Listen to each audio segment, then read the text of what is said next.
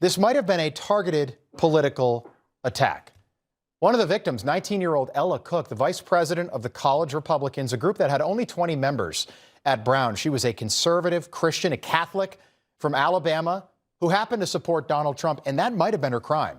It might have been, just our opinion.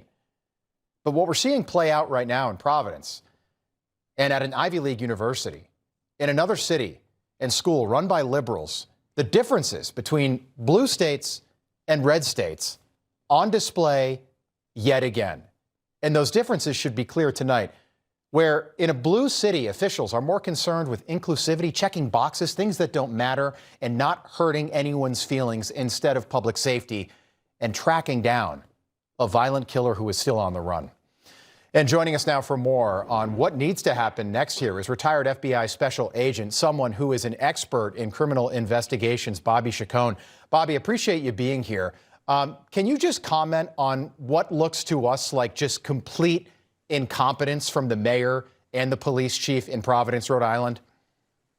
Well, I mean, I echo a lot of your thoughts that you just espoused, Rob. I mean, there is no sense of strength of dealing with a crime of this magnitude. You have to get up there and you have to say, this will not stand in our community. We will hunt you down. We will track you down. We will make you pay with the full force and effect of our laws. And anyone else that's even thinking about this should understand that you will not get away with it and we will hold you accountable. Yeah. Instead, he's out there talking about feelings. He's not answering the right questions. There's no sense that anybody's in control there. And the community is rightfully probably in fear because the leadership is simply lacking. He looks like he's the student body president of Brown and not the mayor of a major city. Yeah, it's such a good point. Even tonight, they just had a press conference about an hour ago, and the police chief, he had no idea where this Ring camera footage from houses on that street near the engineering building, he didn't realize that it came from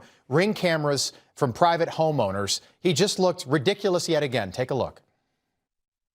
Cameras inside and outside the engineering building, are those working at all? And if so, why not release some of those videos? So the video that we showed you came from inside the building, and that's all we had at the moment. That's all we have at this moment. Correct. Inside the engineering building, though?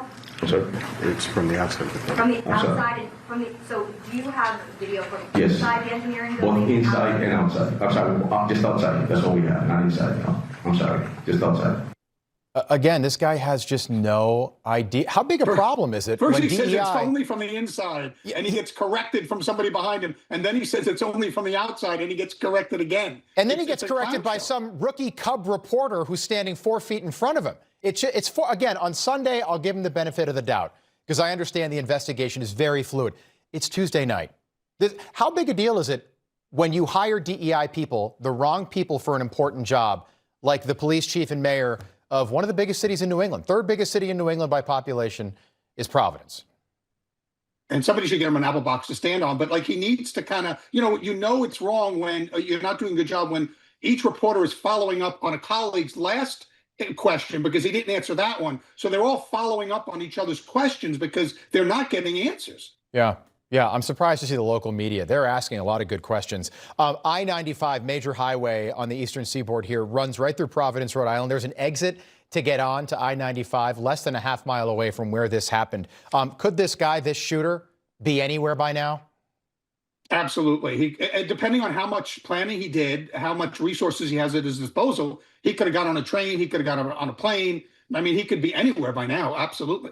Okay. The other thing that stands out to me is he's wearing a COVID mask. And we see this all the time. We see this with criminals here in New York City on the subway. The COVID mask, a lot of times people wear these when they commit crimes. COVID ended a long time ago, started almost 6 years ago.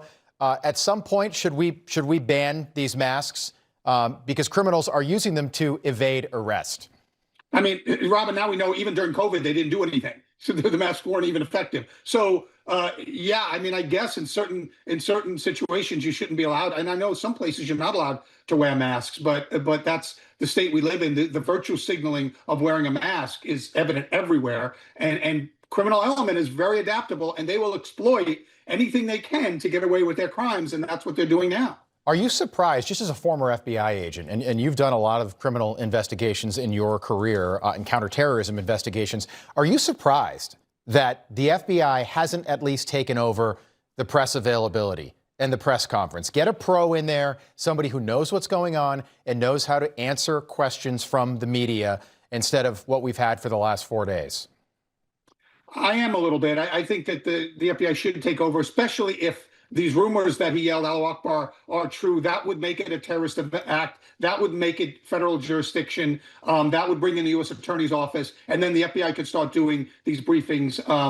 Hopefully they're more forthcoming than the FBI under the previous administration, who would bury manifestos, who would bury comments made by killers and things if it didn't fit a certain narrative. So hopefully this new administration, the FBI would take over and be more forthcoming. Again, none of that reporting has been confirmed, but if he did yell Allah Akbar, that is radical Islamic terrorism on the exact same day that it happened in Australia. And that is a bad story for the left. That's a bad story for Mayor Smiley and the DEI police chief there as well. Bobby Chacon, appreciate you being with us tonight. Thank you. Thanks, Rob. All right. Coming up, so Vanity Fair doing their very best to drive a wedge between Donald Trump and his chief of staff and the rest of his cabinet. That was the headline. Everybody was talking about this today. But when you realize this thing, when you read it, you realize there's nothing